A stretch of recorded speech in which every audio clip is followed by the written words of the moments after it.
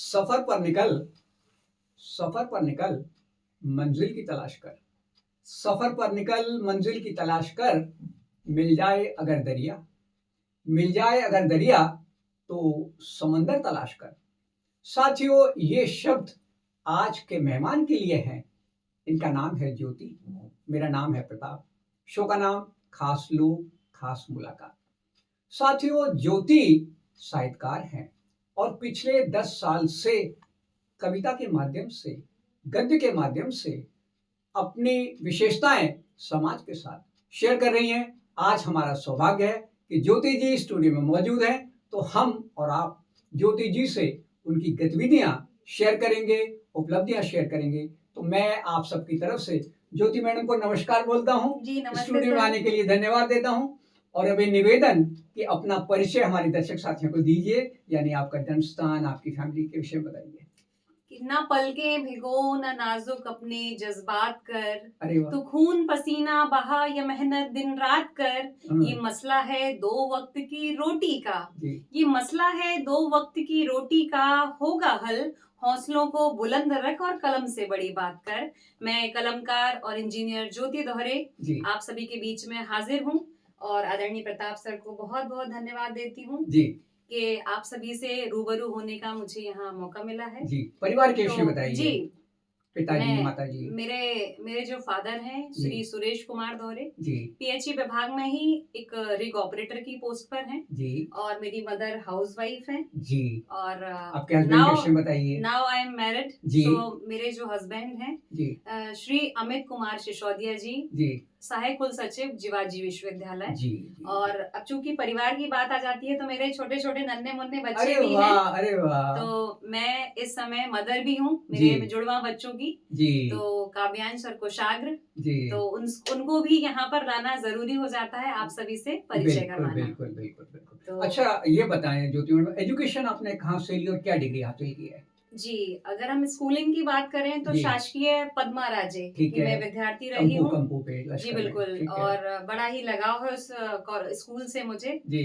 और उसके बाद अगर हम बात करें कॉलेज की तो MITS Madhav institute technology and science, तो जिसमें मेरा बीटेक और एमटेक जी, मैकेनिकल इंजीनियरिंग डिपार्टमेंट में मैंने अपना ग्रेजुएशन कंप्लीट किया है और उसके साथ ही प्रोडक्शन इंजीनियरिंग में मैंने अपना मास्टर्स किया है ठीक है। और साथ ही मैंने वहां पर अपनी 1 साल एज एन असिस्टेंट प्रोफेसर। अच्छा, टीचिंग भी किया है? टीचिंग भी किया है। अरे वाह जी। उसके बाद आगे का कैरियर मैडम, नगर निगम में जो आप आए? तो उसके बाद फिर हमने एग्जाम वगैरह क्वालिफाई किया और 2019 11 मार्च 2019 को एज एन सब इंजीनियर इन पीएचई डिपार्टमेंट मैंने मध्य प्रदेश शासन में ज्वाइन किया और आज तक वहीं हैं आप? आज तक मैं वहीं पर। अच्छा, अब हमारे साथियों को ये बताइए कि साहित्य की तरफ एक इंजीनियर का झुकाव कैसे हो गया और कब से है?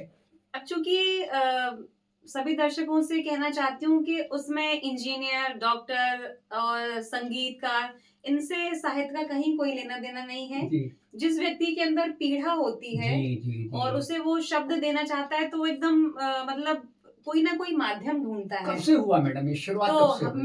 मैं आपसे शेयर करती हूँ जी, बताएं। तो 2000 अपने हम डिग्री करने के बाद और 2000 लगभग 16 की बात है हाँ। तो 2016 से भी पहले की बात है 2014 किसी भी विद्यार्थी के लिए जो फाइनल ईयर होता है वो गोल्डन ईयर होता है मानती हूँ, स्पेशली इंजीनियरिंग स्टूडेंट्स के बाद उनके प्लेसमेंट्स कहाँ जाना है क्या करना। जबकि मेरा फाइनेंशियल बैकग्राउंड भी बहुत ज्यादा वीक रहा है initially, now I am sufficient.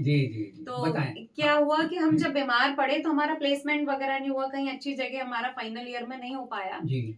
तो उसके बाद ये मेरे अंदर कुछ दिक्कतें थी और मैं चूंकि इनिशियली मेरा जो बर्थ प्लेस है वो गोलपाड़िया रहा है ग्वालियर में हाँ।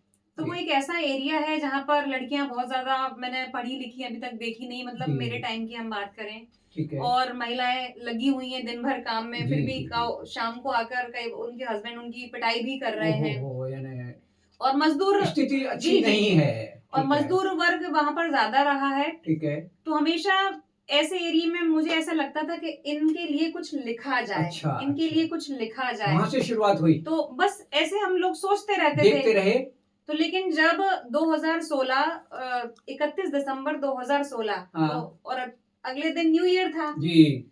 तो मैंने ऐसे सोचा शायद हर व्यक्ति से गलतियां होती हैं, मुझसे भी कहीं ना कहीं हुई हो, तो कुछ कविता लिखें। अच्छा। तो सबसे पहले बस इन जो परिस्थितियों से तो मैं बहुत ज्यादा जो आपने देखा वो आपने लिखा। अच्छा। हाँ, तो सबसे पहले मैंने उस विषय पर नहीं लिखा, बस एक माफी के तौर पर कि हो सके तो मुझे माफ कर देना। अच्छा। बस पूरी कविता मुझे याद नहीं है, मैंने 2-4 पंक्तियां जी, हो सके तो मुझे माफ कर देना, मतलब यही उसका शीर्षक था। अच्छा। उसके बाद मैंने बहुत सारी कविताएं मुझे पूरी याद हैं, लेकिन मुझे उस कविता का बस शीर्षक ही याद है। अच्छा। तो इस पर मैंने कविता लिखी और फिर मैंने सुनाई। उसके बाद यानी ये 2017 से आपका सफर शुरू हो गया। जी, जो आज तक कायम है। सिर्फ तुकांत कविता थी। ठीक है। उसके बाद मुझे बहुत सारे साहित्यकार, वरिष्ठ साहित्यकार मिले देश के, उनके साथ मुझे बैठने का मौका मिला, मार्गदर्शन मिला और कविता की बारीकियां जानने का मुझे मौका मिला। जी, साहित्य के क्षेत्र में। जी। अच्छा, ये बताएं तो अभी तक कितनी कविताएं लिख चुकी हैं आप? 2025 चल रहा है जी, 17 से क्रम शुरू हुआ था। लगभग मैं 100 से 120 के बीच में कविताएं लिख चुकी हूँ मैं। अच्छा ज्योति, ये बताओ कि इनका वो क्या रहता है, विषय वस्तु क्या रहता है? ज्यादातर कविताएं किस पे फोकस करते हैं आप? जैसा कि मैं जिस क्षेत्र में पली बड़ी गोल पाड़िया, तो मुझे, और मैं चूंकि एक युवा भी हूँ, तो युवाओं की जो समस्या है उनके लिए जॉब, और लड़कियां हैं तो कई बार दहेज के लिए कई बार है ना, आत्महत्या, महिलाओं से जुड़ी समस्याएं, युवाओं से जुड़ी समस्याएं। जी, बिल्कुल। और पर्यावरण पर भी लिखते हैं? पर्यावरण पे मैंने बहुत कम लिखा है, लेकिन अभी हमारे संसद में क्या हो रहा है और राजनीति में क्या उतार चढ़ाव हो रहे हैं, देश को समर्पित है, देश को समर्पित, युवाओं को समर्पित है। मुख्य रूप से हमारे जो सैनिक हैं, जिनके बदौलत चाहे वो किसी भी फील्ड में व्यक्ति एक्टिव हो, हम सुरक्षित हैं और हम सब कुछ कह पा रहे हैं, बात कर पा रहे हैं। तो मेरी बहुत अधिक से अधिक कविताएं मेरी सैनिकों को देश को समर्पित हैं। अरे वाह। अच्छा, ये बताएं, इतनी अच्छी कविताएं लिखते हैं आप, अलग अलग क्षेत्रों में लिखते हैं, तो उपलब्धियां क्या रही हैं आपकी? यानी जी, 100 से अधिक कविताएं हैं तो उपलब्धियां भी खूब सारी होंगी, बताएं। जी, बिल्कुल। गिनी चुनी सर्वश्रेष्ठ उपलब्धि बताएं। जी, सबसे पहले एक अगर हम बात करें, जो अभी तो मैं पद शैली में मतलब कविताएं लिखती हूँ, घनाक्षरी छंद वगैरह, तो मैं अभी आपको सुनाऊंगी भी। जी। तो 2014 में मामा माणिक चंद वाजपेयी जी द्वारा एक राज्य स्तरीय पत्र लेखन प्रतियोगिता का जो आयोजन किया जाता है, जी, तात्कालिक पत्र लेखन में मुझे द्वितीय स्थान प्राप्त हुआ है। यानी वो पहली उपलब्धि रही जी, साहित्य उसके बाद मुझे ग्लोबल अचीवर्स अवार्ड और 2020 के लिए युवा साहित्यकार सृजन सम्मान। अरे वाह। और अभी हमारे मतलब जो युवा संसद में एज अ जूरी के तौर पर भी मैं, नेहरू युवा केंद्र में जो आपने बताया था, नेहरू युवा केंद्र द्वारा आयोजित युवा संसद में लगभग 3 बार मैं जूरी के तौर पर रही हूँ। और वहाँ सेलेक्ट करके भेजते थे। सेलेक्ट करके हमारे जो सिलेक्टेड पार्टिसिपेंट्स थे, उन्होंने संसद में भी अपनी प्रतिभागिता दर्ज कराई। जी, बिल्कुल। सीएम सर ने कौन सा अवार्ड दिया था आपको, वो बताएं। मेरे लिए बहुत ही गौरवान्वित क्षण था वो 2025 जनवरी 2025। ठीक है। तो उस दिन मुझे शिक्षा एवं साहित्य के क्षेत्र में मेरा एकेडमिक भी थोड़ा ठीक ठाक रहा है। अच्छा। तो उसके लिए मुझे 2025 में माननीय हमारे जो यशस्वी मुख्यमंत्री जी द्वारा मुझे सम्मानित किया गया। यानी जो आपका कंट्रीब्यूशन है साहित्य के क्षेत्र में, जी, शिक्षा के क्षेत्र में, साथ। अरे वाह। और उसके साथ मुझे हमारा जो हम बात करें ड्यूरिंग एमटेक, हमारे मास्टर्स के दौरान जब मैंने टॉप किया, तो हमारे कैबिनेट मंत्री माननीय हमारे जो ज्योतिरादित्य सिंधिया जी द्वारा मुझे गोल्ड मेडल भी प्रदान किया। वाह, ढेर सारी बधाइयाँ ज्योति मैडम। जी। कोरोना में भी आपको कुछ उपलब्धि हुई है, आपको सम्मान मिला है? हाँ जी, अब चूंकि हमारी जो सेवाएं हैं वो पानी से संबंधित हैं, जी,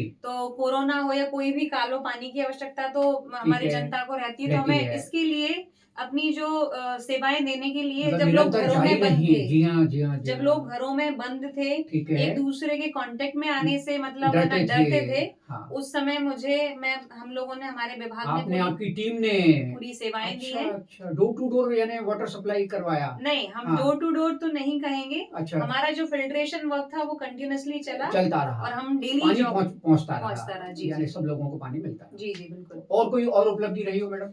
हाँ, और मुझे 2019 में बेटी पढ़ाओ बेटी बढ़ाओ के अंतर्गत हमारे माननीय जिलाधीश महोदय द्वारा साहित्य के क्षेत्र में ब्रांड एम्बेसडर बनाया गया। बेटियों को आपने फोकस करके गद्य पद्य लिखे होंगे। जी। और मामा माणिकचंद वाजपेयी जी जो हमारे वरिष्ठ पत्रकार रहे, उनके लिए मुझे मतलब राज्य स्तरीय प्रतियोगिता में लगातार 4 बार सम्मान मिला है। अरे वाह, उपलब्धियों का तो भंडार है। अच्छा, कोई प्रिय कविता अगर आप हमारे दर्शक साथियों को आप सुनाना चाहें? चलिए, बिल्कुल। जैसे कि मैं युवाओं को समर्पित बहुत ज्यादा, जब भी हम युवाओं की बात करते हैं, और जो मेरी मुख्य रूप से कविताएं होती हैं देशभक्ति के लिए होती हैं। तो जब हम देशभक्ति की बात भी करते हैं, युवाओं की बात भी करते हैं, तो भगत सिंह का नाम हमारे जहन में सबसे पहले आता है। तो 4 पंक्तियां उस पंजाब केसरी के नाम सभी दर्शकों को सुनिएगा। अपने वतन के वास्ते गोरों से लड़ गया, अपने वतन के वास्ते गोरों से लड़ गया, इतिहास की उंगली में नगीना सजड़ गया। और सरदार भगत सिंह से घबरा गई कज़ा। कज़ा माने होती है मौत जी। कि सरदार भगत सिंह से घबरा गई कज़ा, फांसी का फंदा चूम के फांसी पे चढ़ गया। फांसी का फंदा चूम के फांसी पे चढ़ गया जी। और इसी क्रम में मैं और एक आध कविता सुना देती हूँ आपको जी। तो ऐसे ही मैंने झलकारी बाई और रानी लक्ष्मीबाई, इन सब पर भी बहुत कविताएं लिखी हैं। लेकिन चूंकि अपना जो समय बहुत कम है, एक बेटियों पर एक छंद और आप सभी को देती हूँ, सुनिएगा। 2-4 पंक्तियां हो जाएं। क्या है बेटियां पूरा घर को संभाल के भी चांद तक पहुंची हैं। तब ऐसी बेटियों को समर्पित, देश की सभी बेटियों को समर्पित एक घनाक्षरी छंद आप सभी बीच में। सृष्टि की निर्माता है, आनंद की प्रदाता है, कहो नहीं कोई अब बेटियां पराई हैं। सृष्टि की निर्माता है, आनंद की प्रदाता है, कहो नहीं कोई अब बेटियां पराई हैं। और घर की समृद्धि हो या धन्य धान्य वृद्धि हो, सबके ही भाग्य यहाँ बेटियां जगाई हैं। कि चांद पे पहुंच गई घर को संभाल के, कि चांद पे पहुंच गई घर को संभाल के, सीमाओं पे बीड़ा भी तो बेटियां उठाई हैं। और चारों ओर बेटियों की फैल रही ख्यातियां, कि चारों ओर बेटियों की फैल रही ख्यातियां, भारत में चेतना ये बेटियां ही लाई हैं। भारत में चेतना। और एक मेरी बस परिचय की एक 4 पंक्तियां और, फिर आप जो भी सुनना चाहें। जब मैंने शुरुआत में लिखी थी, वो मेरी परिचय की पंक्तियां हैं, सुनिएगा। कि ढूंढोगे शिद्दत से तो कीचड़ में भी रतन मिल जाएगा। ऐसा जी। ढूंढोगे शिद्दत से तो कीचड़ में भी रतन मिल जाएगा। मेरी छोटी सी कहानी में एक नया जतन मिल जाएगा। और खोज लेना मेरे गली मोहल्ले और मेरे शहर की हवा, कि खोज लेना मेरे गली मोहल्ले और मेरे शहर की हवा, हवा में तुम्हें वतन की खुशबू और कलम में तुम्हें वतन मिल जाएगा। कलम में तुम्हें वतन मिल जाएगा। क्या बात है ज्योति मैडम, बहुत अच्छा। अब ये बताएं कि इतनी अच्छी कविताएं आप कैसे लिख लेती है, जबकि आपको अपना प्रोफेशन भी देखना है, फैमिली भी देखनी है और साहित्य के प्रति भी न्याय करना है, तो बैलेंस कैसे ज्योति मेंटेन करती है, हमारे साथियों को बताइए। जी, जो प्रोफेशन में तो हैं और पेशेंट की तरफ भी जाना चाहते हैं जी, तो क्या आप सजेस्ट करेंगे, तो कैसे करें? आपने बहुत कठिन प्रश्न पूछा है। बताइए कैसे बैलेंस करते हैं? मैं अपना जो मैं जैसे मैनेजमेंट बैठा रही हूँ, बताइए। तो बचपन में ही मैंने लाइन पढ़ी थी कि जहाँ चाह होती है वहाँ राह बन जाती है। बिल्कुल। तो अब चूंकि मैं शासकीय सेवक हूँ, तो हमारे पास 7 दिन होते हैं। और अगर हम देश के बड़े बड़े जो पदों पर हैं और जो बड़े बड़े अचीवमेंट्स जो लोग हासिल कर रहे हैं, उनके पास भी 24 घंटे और हम सब लोगों के पास भी है। तो सरकार भी जो हमें छुट्टियां देती है, तो वो उसमें आप अपने काम करें और अपनी हॉबी को पूरा करें। तो हमारा जो हमारी शासकीय सेवा है, तो सेवा में गए। उसके बाद हम जब, और चूंकि मेरा जो घर से ऑफिस का जो रास्ता है वो काफी लंबा है, लगभग आधा घंटा लगता है। अच्छा।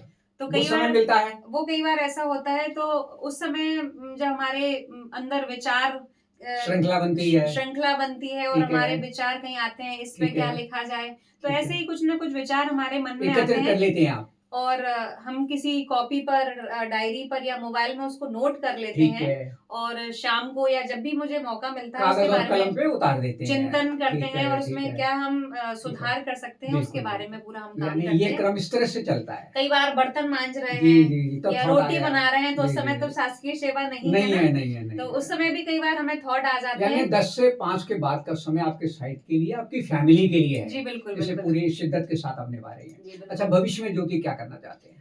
भविष्य में अपनी कविताओं को जारी रखना चाहती हूँ, क्योंकि साहित्य एक ऐसी विधा है, यानी सेंचुरी तो आपने पूरी कर ली, अब डबल सेंचुरी। जी बिल्कुल, कदम आगे बढ़े। जी बिल्कुल, शुभकामनाएं हमारी आपके साथ हैं। पूरा परिवार का सहयोग है, हमारे हस्बैंड का सहयोग परिवार है के साथ और माता पिता का सहयोग है, और सहयोग से व्यक्ति निश्चित तौर पर आगे बढ़ता है। तो मैं अपने कविताओं का सफर जारी रखूंगी, समर्पण आगे, और शासकीय सेवा तो चूंकि मेरा प्रोफेशन है, जी बिल्कुल, तो मैं अपना साहित्य का सफर जारी रखूंगी और इसमें आगे भी जो नई नई उपलब्धियां हैं वो बिल्कुल उनको हासिल करने का जी जी जी बिल्कुल प्रयास करूंगी। और मैं कुछ ही समय बाद अपनी जो मेरी पुस्तक भी, उसका काम चल रहा है, प्रकाशन का काम चल रहा है, तो वो भी शायद उसके जरिए आप सबके घर घर में पहुंच जाएंगे, पूरा संकलन आपका पहुंच जाएगा। जी जी बिल्कुल, जो आपकी कविताओं को शेयर करना चाहते हैं जी, जो साहित्य के प्रति रुझान रखते हैं, शहर के लोग, देश के लोग। तो साथियों, ये थी ज्योति जी से मुलाकात, और मुझे उम्मीद है बातचीत आपको पसंद आई होगी, और आप सब भी अपने प्रोफेशन के साथ अगर अपने पेशेंट को भी जागृत करना चाहते हैं तो ज्योति जी के सुझाव आपके काम आएंगे। इन्हीं शब्दों के साथ मैं आप सबकी तरफ से ज्योति को नमस्कार बोलता हूँ, धन्यवाद देता हूँ, और पुनः भी आते रहिए। पुस्तक प्रकाशन के बाद आइए, अपनी पुस्तक के बारे में हमारे साथियों के साथ शेयर कीजिए। जी, अभी पुस्तक का हम लोगों ने नाम डिसाइड नहीं किया है, लगभग उसमें मुख्य रूप से पब्लिश हो जाए तब आप मुख्य रूप से उसमें घनाक्षरी छंद है और कुछ एक गजल है। गजल की मुझे बहुत ज्यादा जानकारी नहीं है, उसमें मुख्य रूप से मुक्तक और घनाक्षरी छंद और कुछ एक गीत भी हैं। और पूरे देश में जो भी हमारी समस्याएं हैं, जो चेतना के स्वर हैं मतलब, तो उसमें मैंने समाहित किया है, और लगभग सारी समस्याएं जो उनका जो निदान भी है उसमें है कहीं ना कहीं, तो सभी आप सभी तक पहुंचेगा। और आप सभी लोग भी अपने पैशन के, मतलब अपना जो प्रोफेशन है उसके साथ साथ अपने पैशन को जिंदा रखें, क्योंकि वही जो आपका पैशन होता है, जो आपकी हॉबी होती है, क्योंकि 10 से 5 तो नौकरी सभी लोग कर ही रहे हैं, सभी लोग कर ही रहे हैं, लेकिन आप अपने लिए क्या कर रहे हैं, ये बहुत महत्वपूर्ण है। पर्सनैलिटी में एक चेंज आता है, तो ये हम निश्चित तौर पर, और आपको शांत भी रखते हैं और खुश भी रखते हैं, मन आपका स्थिर रहता है। तो आप अपना पैशन बनाए रखें और नई नई चीजों से, नई नई कलाओं से जुड़ते रहें। तो बस इसी के साथ धन्यवाद, जय हिंद, जय भारत। अरे वाह, बहुत बहुत शुक्रिया।